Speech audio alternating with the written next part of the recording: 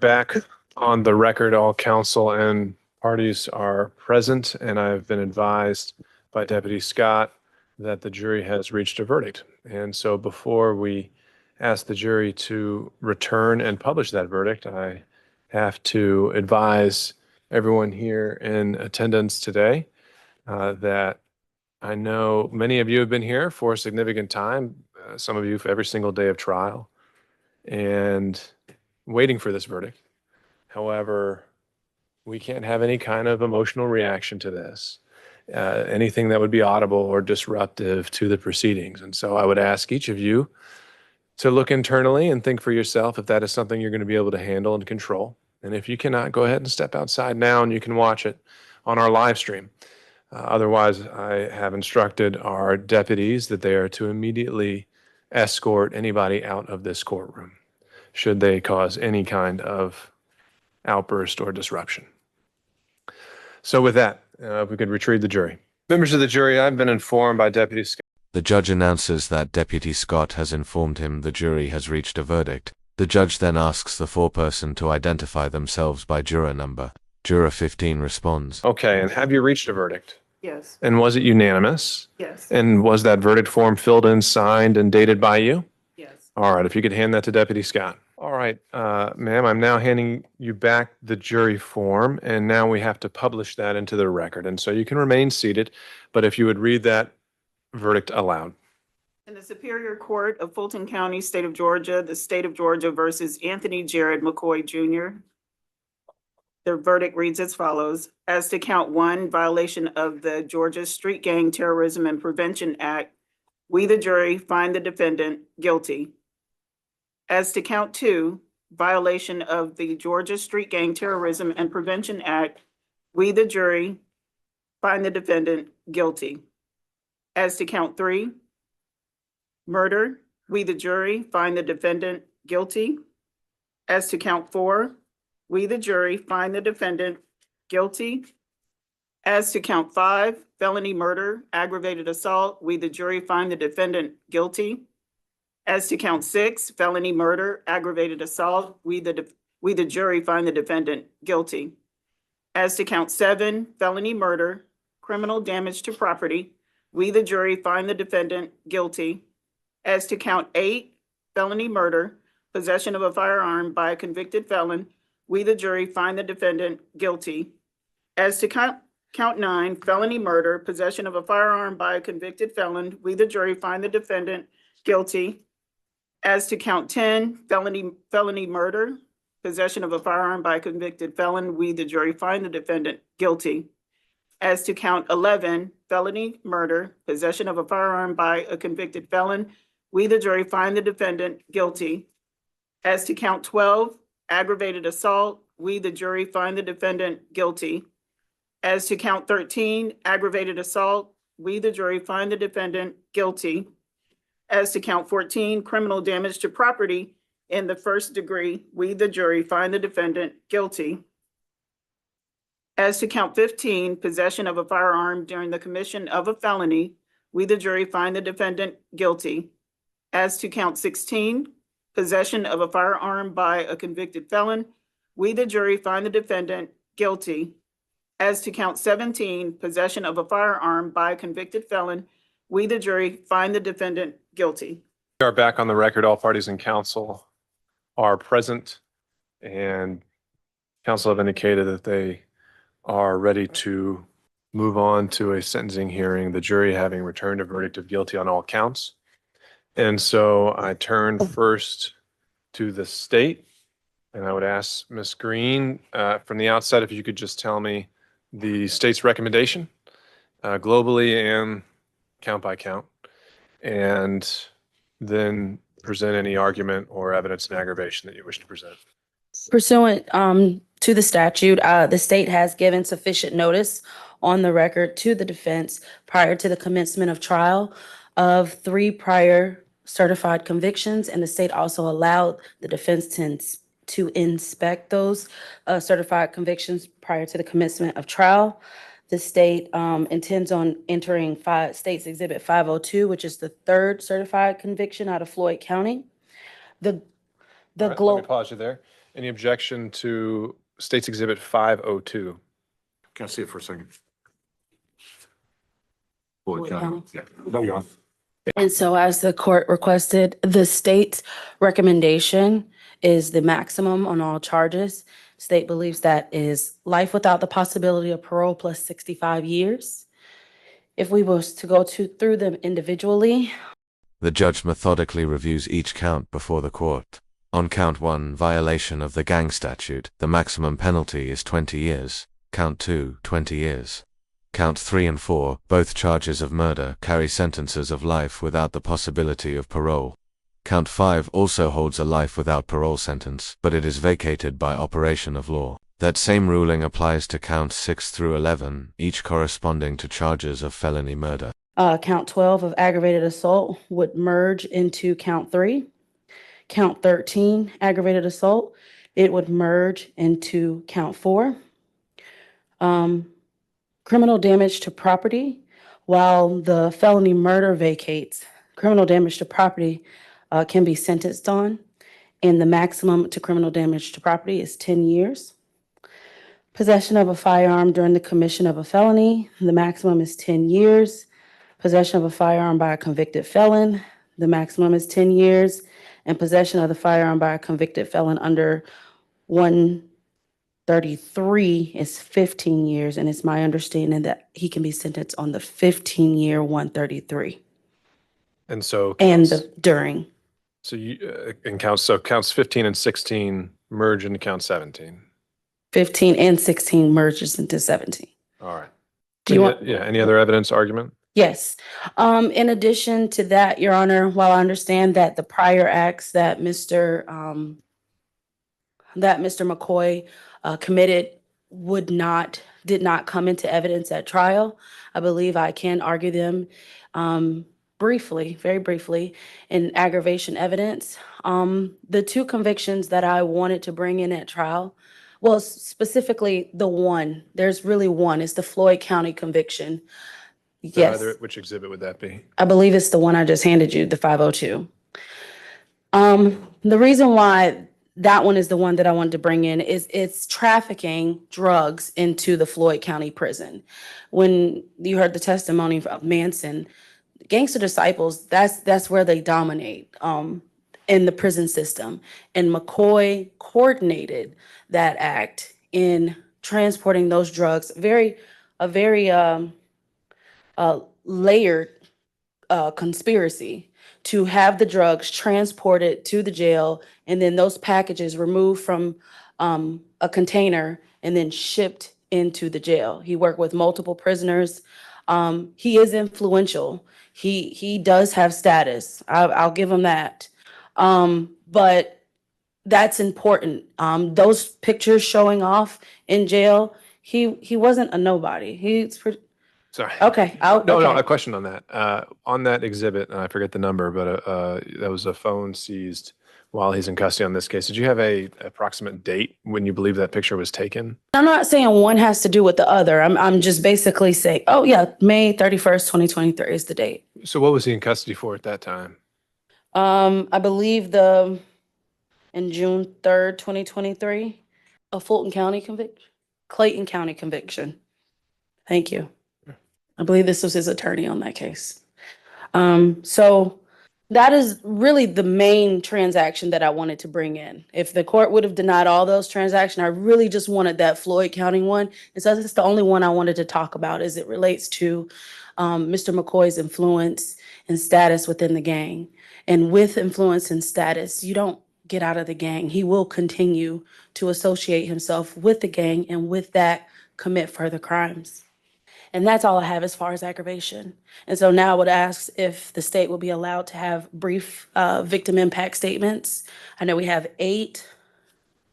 I'm going to start with Ms. Kiera Wallace. Your Honor, my name is Kiara Wallace, and I'm the mother of Riley Houston, the daughter of Joshua Houston. I'm here today not only as a mother, but as someone trying to explain what it means for a child to lose their dad. There's no way to prepare a young child to understand why her dad is never coming home. Every day I see the confusion and pain in Riley's eyes. Since Joshua was taken away from us, our lives has changed completely. The laughter, the support, the love that he brought into our lives is gone. Riley has lost the chance to grow up with her father, to share birthdays, graduations, first days of school, and all the milestones that they should have had together. That loss will never go away. I've had to become both parents, trying to fill the emptiness that no one can replace. Your Honor, I ask that you consider sentencing. I ask that you consider during sentencing that you remember the innocent child that was left behind. Thank you. Thank you, ma'am. Thank you for being here. And now Miss Brianna Cole for Mr. Joshua Houston. Okay. First, I want to say that today isn't about the person who took a life. It's about the one that we lost. We're here because someone's choice changed everything. A choice that stole a friend, a son, and a father. Someone who meant something real to us. I don't want to spend too much time speaking on the person responsible because you already took too much from us. But I do want you to understand your actions didn't just end a few lives. They broke hearts, they changed futures, and they left a hole that can never be filled. We forgive when we can, but we don't forget. And I hope one day you truly feel the weight of what you've done, not just legally, but in your soul. Because taking a life is easy. Living with it, understanding it, and facing it, that's where the real punishment is. To my friend, we love you, we miss you, and your name will always mean more than the one who took you from us. Thank you, ma'am. And now Miss Sherelle Williams, the mother of Mr. Leonard. Hi, Your Honor. This is not our first run. You did a case with my other son, my granddaughter, father, Robert Bankston and Cedrica Smith, double homicide. So I went to the same courtroom. It replayed itself the same time because the other young fella, he didn't accept accountability, just like he didn't accept accountability. So God prepared me for that trial because everything is written. And I know that Mr. McCoy, maybe he took my son, but my son didn't. You can't you can kill the flesh, but not the spirit. So I want to just say thank you. I thank Fulton County, the jurors. Thank you all. I really appreciate everything. But Corey was not affiliated. He had license to carry guns. The children that he impacted, not even my family, I'm talking about kids that came to my house and said, Uncle Corey, you know, that did something to me. So they let me know that Corey did what he's supposed to do, did while he was here. He served his purpose, you know. Also, I just want to say that when I got on that stand and I had to ask God, because I'm fighting flesh too myself, because I wanted him to be like my son, but God said that was just too easy for him, you know. So I just want to say that at the end of the day, sorry. I asked God to show me if Mr. McCoy really meant to do it. In my heart, he didn't mean to do it. He was going off ego and pride. That's my feeling. That's what my God told me. And why I say that, because when I looked at him, he could look at me in my eyes. Yeah, he laughed at a lot of them that got on his stand, but he couldn't look at me. So they let me know he has a conscience. And I accept the apology. He ain't got to tell me. God already told me. But I just want to say, it's kids that's been impacted. You know, Corey had 3 kids, and I can look in their eyes and I can see my son identical, look just like him. And I also saw Mr. McCoy's child as well. And I just pray that God just bless her with a father that nothing's like him. You know, and the mother don't allow that baby to do the life sentence or whatever charges that would you give him. But I accept it, and I'm at peace. And again, I thank you, jurors. I thank Fulton County. I thank you, Your Honor. Your job well done. That's all I want to say. Thank you all. Thank you, ma'am. Okay, Miss Lucille Williams. This is the grandmother of Mr. Leonard. Thank you, Your Honor, for this opportunity. Oh,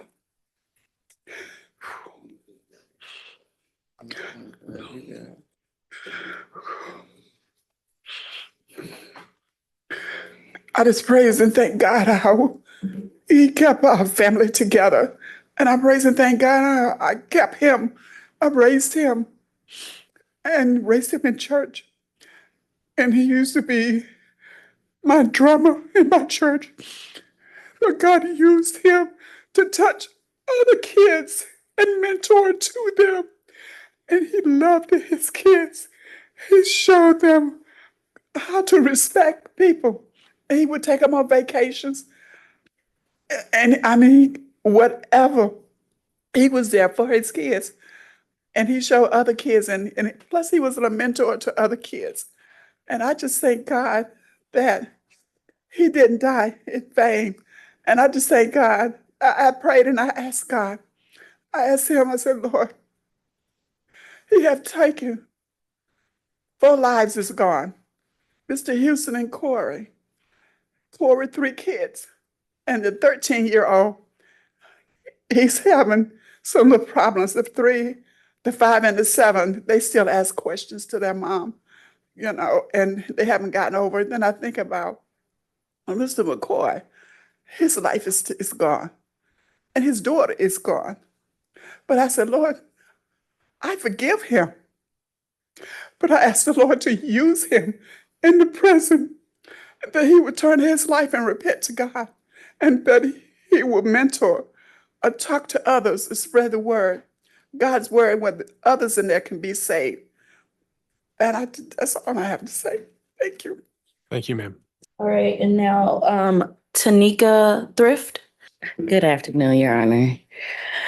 My name is Tanika Thrift, and I'm Corey's oldest sister. Wait for a second, a new voice rises in the courtroom. Tana Thrift, the victim's oldest sister. She begins by addressing the judge with quiet strength.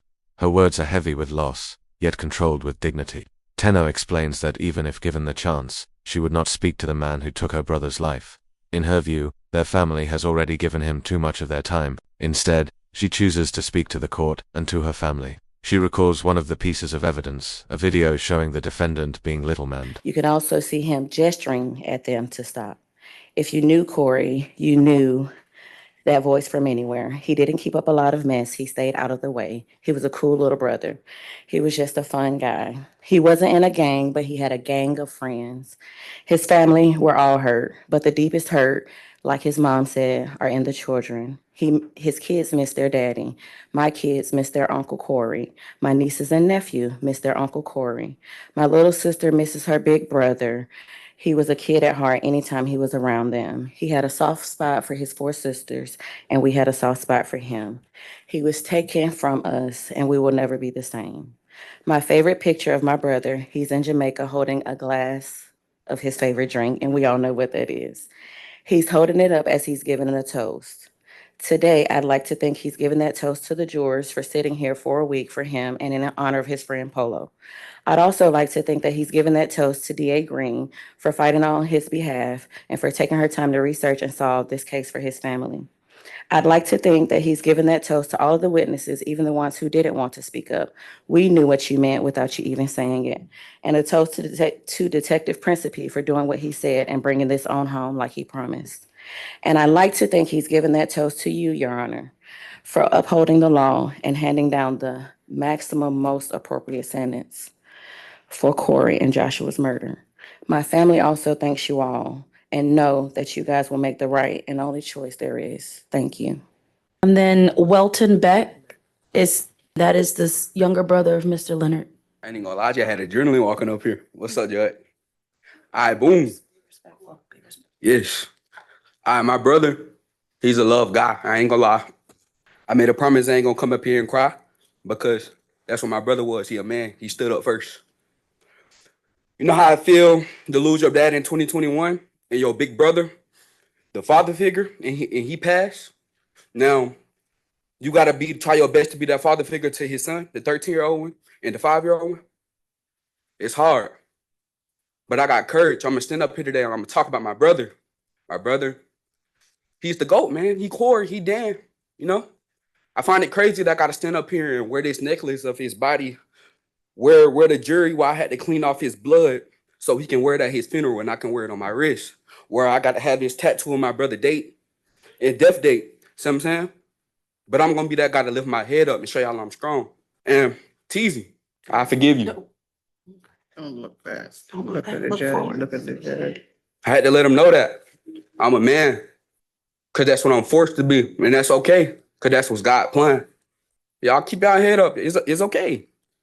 My brother was love. He's dang, he used to go. I just can't express it anymore. Adrenaline rushing, so I really can't say everything I want to say, but I know y'all feel it's pure. Thank you, Jerry. I really appreciate y'all. Thank y'all, court. Can you give me a hug? You did a great job. I love all y'all, man. Keep y'all head up. Keep God first. Thank you, sir. All right, Your Honor, I'm almost done. I have Miss Portia Harris. Good afternoon, everyone. I want to say thank you to all the counsel in the room. Thank you, jurors, for your decision. Corey proposed to me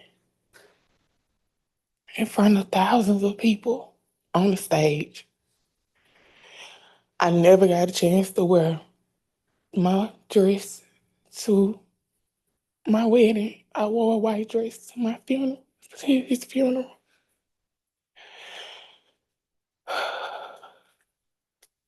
He took a part of my life that I'll never get back. Corey was a good man. He was a hardworking man, and he loved God. We went to church. We made it our business to go to church every Sunday. I don't care what we did over the weekend, as far as having fun with ourselves and our children. We have 6 children blended. 3 is his and 3 are mine. I have children that are being impacted by this right now.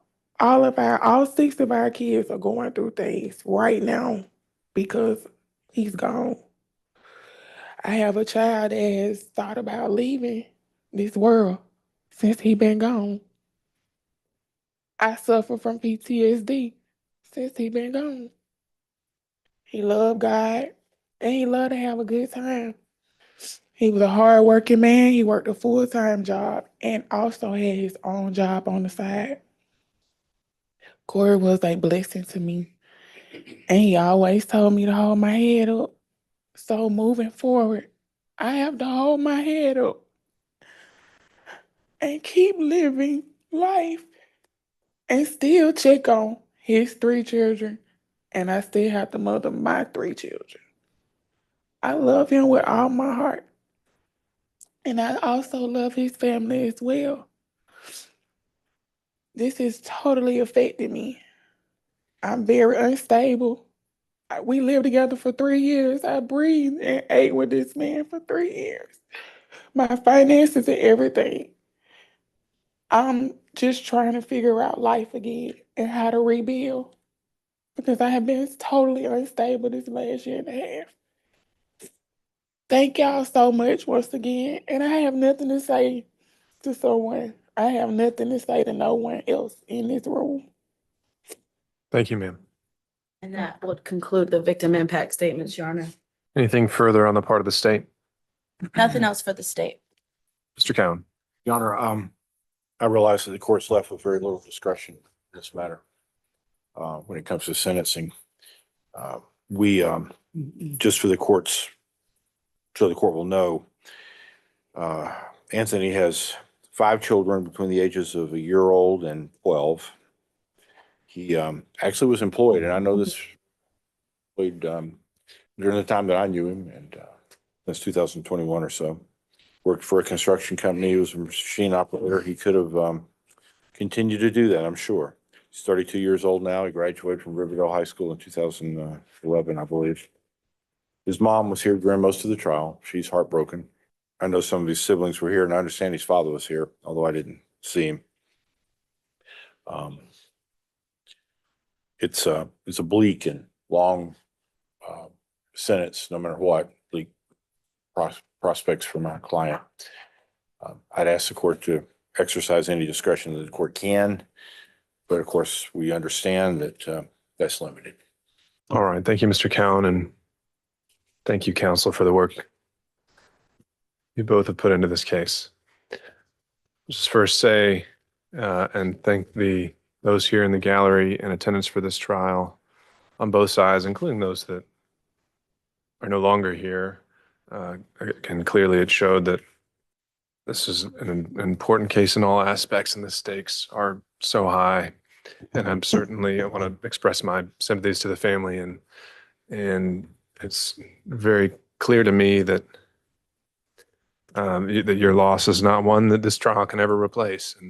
But what I can hope is that seeing this process through allows you to begin that process of closure, to put this behind you and to start focusing on the things that really matter. Your focus can now be on the memories and those moments that you described and are special to you, and not on the unpleasantness you had to endure throughout this trial. But I don't have too much else to add here. I think both the nature of the case here as presented by this case, by the state's case and the evidence, show just a general callousness, a disregard to human life. I think that same attitude has been expressed here in trial. I don't think there's been any real appreciation of the harm, the loss that's happened here on the part of Mr. McCoy. And I think his entire life so far is evidenced through the state's evidence of aggravation, these prior felony convictions, how he conducts himself in the jail, and just generally what he has shown is important to him in this life. Do not give me any confidence that he deserves any mercy from this court. And so although the sentence is compelled by his prior felony convictions, I'll just state as a finding for the record that I would impose the same sentence regardless. And that sentence would be accepting the recommendation of the state. The sentence as pronounced will be on count 1, 20 years to serve. That will be consecutive to count 3. Count 2 will be 20 years to serve, consecutive to count 1. Count 3 to the charge of murder, the sentence is life without the possibility of parole. Count 4 is the same sentence to run concurrent to count 3. Counts 5 through 11 vacate by operation of law. Counts 12 merges to count 3. Count 13 merges to count 4. Count 14 is 10 years to serve. That'll be concurrent to count 3. Count 15 and 16 merge into count 17. And 17 is 15 years, again, required to be consecutive. That is consecutive to count 2 for a total sentence of life plus 65 years. Is there anything further to be put into the record on behalf of the state at this time? No, Your Honor. Anything on behalf of the defense? No, Judge. All right, this matter is now adjourned. Thank you all.